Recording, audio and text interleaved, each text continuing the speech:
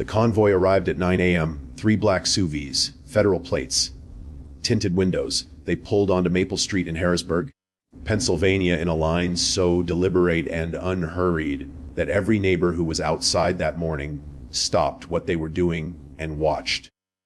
They parked in front of the small white house at the end of the block, the one with the eviction notice still taped to the front door.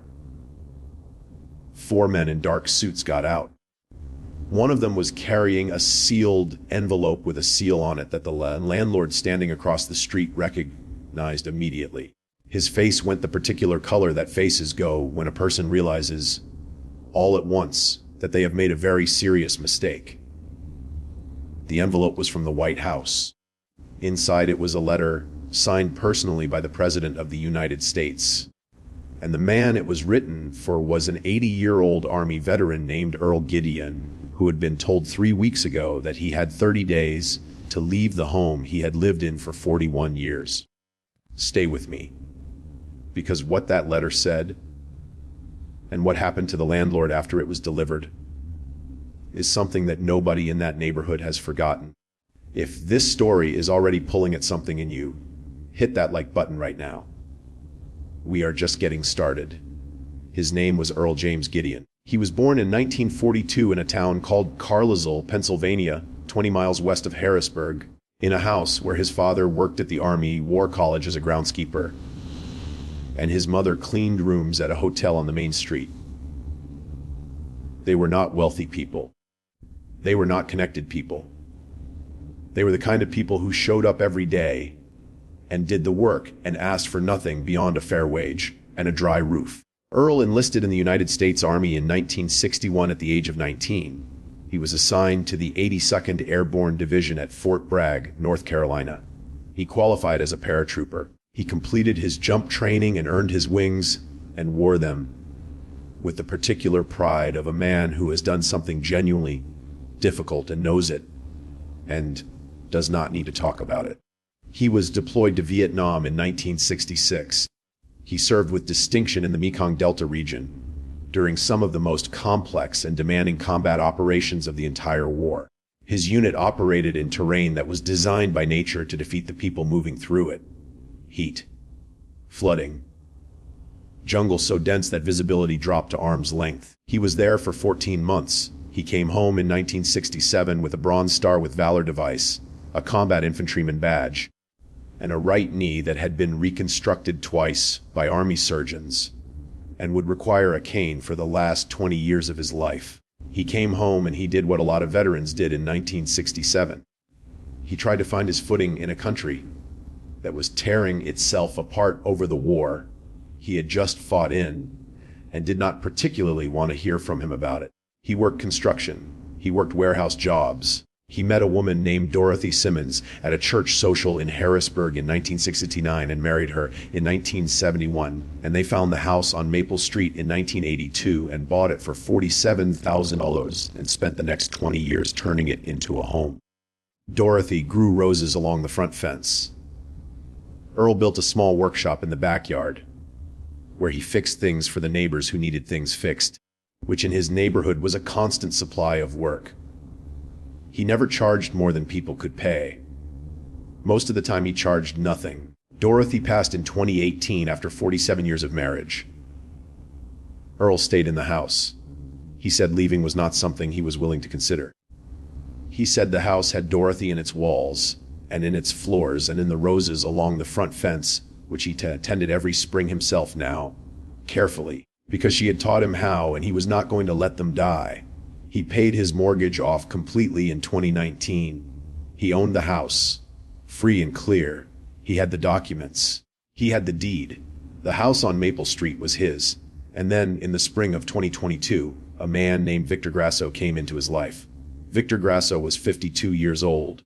He was a real estate investor from Philadelphia who had spent the previous decade buying up older properties in smaller Pennsylvania cities, renovating them minimally and renting them at prices the surrounding market could barely support.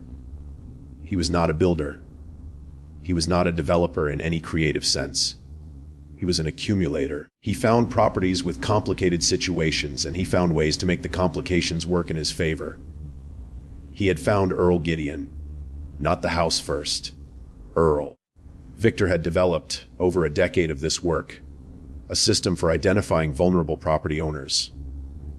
He had a researcher who scanned county records for liens, delinquencies, and unresolved tax disputes involving older homeowners with no obvious legal representation. He had a tiered list of targets organized by vulnerability score.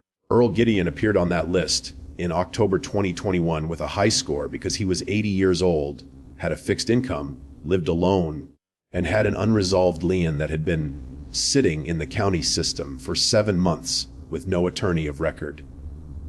Victor's researcher had flagged him. Victor had reviewed the file.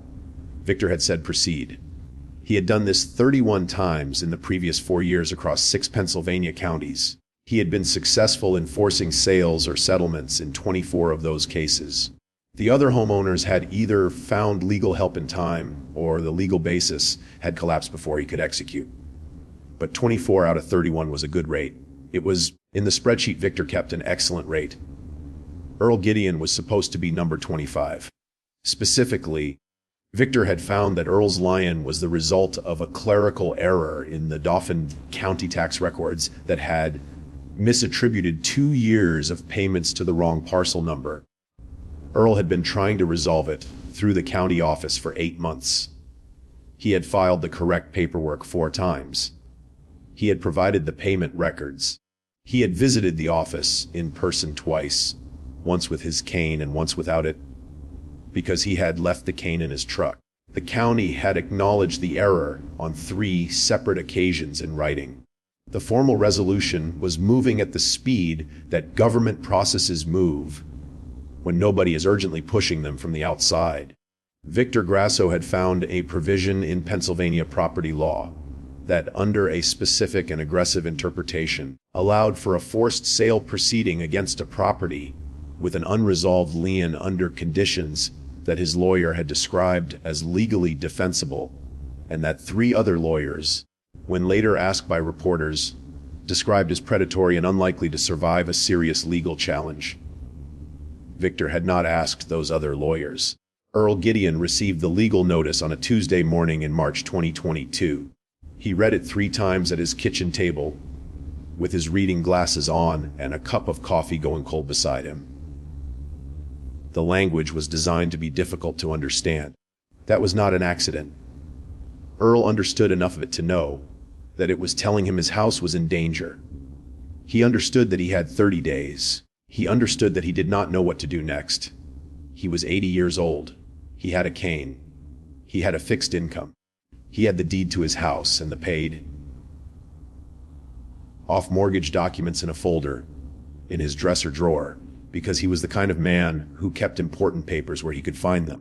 But he did not have a lawyer, and he did not have anyone close. I understood what the notice was actually doing to him and why. He went to his workshop. He sat on his stool. He thought about Dorothy. She would tell him to call Angela. Angela Gideon was his granddaughter. She was 28 years old, lived in Columbus, Ohio, worked in hospital administration, and had the particular competence of someone who had grown up watching her grandfather fix problems quietly and had inherited his instinct for action without his instinct for quietness about it. He called her. He read her the notice. She asked him to take a photograph of every page and send them to her. She read them that evening. She made 2 calls to people she knew. Both calls confirmed what she suspected. What was happening to her grandfather was legal in the narrow technical sense and wrong in every other sense. And it depended for its success on Earl Gideon not having anyone make noise about it before the 30 days ran out. Angela made noise. She posted about it that evening. She was not a person with a large social media following. She had 400 followers, most of them people she knew personally. But she wrote what was happening in plain language, attached photographs of the legal documents, and tagged every veterans advocacy organization she could find, 2 local television stations, and the office of a Pennsylvania state representative whose recent work on veteran housing protections had appeared in a news article she had read 3 months earlier and remembered. She sent it at 9:47 p.m. on a Wednesday. By midnight, it had been shared 800 times. By 6 a.m. Thursday, it had been picked up by a veterans advocacy account with 340,000 followers who shared it with a caption that contained language considerably more direct than Angela's original post. By Thursday evening, the story had been covered by 3 Pennsylvania news outlets. By Friday morning, it had reached 2 National Veterans Affairs publications. A retired judge officer in Maryland read it and wrote a thread explaining exactly why what Victor Grasso was doing was legally aggressive and morally indefensible. That thread was shared 90,000 times. By Friday afternoon, the story had been read into the congressional record by a representative from Pennsylvania during a floor statement about the need for stronger veteran housing protections at the federal level. Victor Grasso's lawyer called him Thursday evening and advised him to withdraw. Victor said he wanted to wait and see. On a Friday, the office of a senior United States senator from Pennsylvania, who had seen the story and whose staff had spent Thursday afternoon reviewing the details, made several phone calls. One of those calls was to the White House Veterans Affairs Liaison Office. The liaison office made additional calls. By Friday evening, a small group of people in Washington, D.C. were aware of Earl Gideon's situation and had decided that it was not going to end the way Victor Grasso was planning for it to end. On Monday morning at 9 a.m., 3 black SUVs with federal plates pulled onto Maple Street in Harrisburg, Pennsylvania. Victor Grasso had been formally notified on Friday that a delivery was being made to 412 Maple Street on Monday morning, and that his presence was requested as the party to the active proceeding. The language of the notification was courteous. Its tone was non-optional. Victor had called his lawyer. His lawyer had said he thought they should be there. Victor was standing on the sidewalk across the street when the vehicles arrived. He had his hands in his coat pockets. His lawyer was beside him with a leather portfolio under one arm, and the particular expression lawyers, where when they are calculating whether the situation they are in is going to require them to say something or whether silence is the better strategy. Neither of them spoke. The 4 men in dark suits walked to Earl Gideon's front door. Earl had been told someone from the government was coming, and that it was about his house and that it was going to be fine. He had slept reasonably well on Sunday night, which surprised him. He had made coffee at 7 a.m. He had gone out to check on Dorothy's roses because they needed checking, and because standing in front of them for a few minutes in the morning had become a practice, he was not willing to surrender to stress. He answered the door when they knocked. One of the men introduced himself by name and title. He said he was representing the office of the President of the United States. He said he had something for Earl Gideon. He held out the sealed envelope with both hands. Earl took it with both hands. He opened it at the door, standing in the morning light, with the 4 men waiting quietly, and the street behind them still, and the SUVs sitting at the curb with their engines off. He unfolded the letter inside. He read it slowly and completely, the way he read everything, without rushing through any of it. It was signed by the President. It stated that Earl James Gideon, United States Army veteran, Bronze Star recipient, year resident of his home on Maple Street, was the recognized and uncontested legal owner of his property. It stated that the proceedings brought against his home had been reviewed and found to represent an unacceptable pattern of targeting a veteran whose service had earned him protection. It directed all relevant federal and state authorities to ensure the permanent resolution of the matter in Earl's favor, and it contained a final paragraph, unusual in its personal directness, that said the service Earl Gideon had given his country deserved better than what had been done to him, and that the President was glad to correct it. Earl read it twice. Then he folded it carefully along its original creases. He held it against his chest with both hands for a moment. He looked past the men in front of him at the street, at the roses along the fence that Dorothy had planted in 1984, and that he had tended every spring since she left, at the workshop in the backyard where the neighbor's lawnmower was still waiting. At the ordinary morning light coming down on Maple Street in Harrisburg, Pennsylvania, the same light that had come down on this street for 41 years, while he and Dorothy built everything that mattered inside this house and outside it. He said, "Thank you," quietly, to the men in front of him and to something further back than them. The man from the president's office said it was the least they could do. He meant it. Across the street, Victor Grasso's lawyer was already on his phone. The formal withdrawal was filed before noon. The Pennsylvania Attorney General's investigation, which had been opened the previous week, was expanded the following month to cover all 31 of Victor's property proceedings. He ultimately paid $1.2 million in restitution to 7 additional homeowners. His real estate license was suspended pending review. Earl went back inside. He put the letter in the wooden box on his dresser, where he kept the important things: Dorothy's photograph, his discharge papers, his Bronze Star citation, a note in Dorothy's handwriting from 1971 that he had kept because he had always meant to keep it and now never intended to move. He made a second cup of coffee. He went to the workshop. The neighbor's lawnmower needed looking at, and it was not going to look at itself. If this story moved something in you, share it right now. Not for the algorithm. For Earl Gideon tending Dorothy's roses on a Tuesday morning in Pennsylvania because he said he was not going to let them die. For Angela, who posted at 9:47 p.m. with 400 followers and refused to accept that her grandfather did not deserve better. For the idea, the people who gave everything are still owed something back. And that owed thing is at minimum this, that when someone tries to take what is theirs, we show up. Subscribe for more stories like this. There are more veterans, more houses, more Victor Grassos looking at spreadsheets with vulnerability scores. The only thing that changes that math is visibility. The more people who know, the harder it becomes to do in the dark. Every story deserves to be told. Every single one.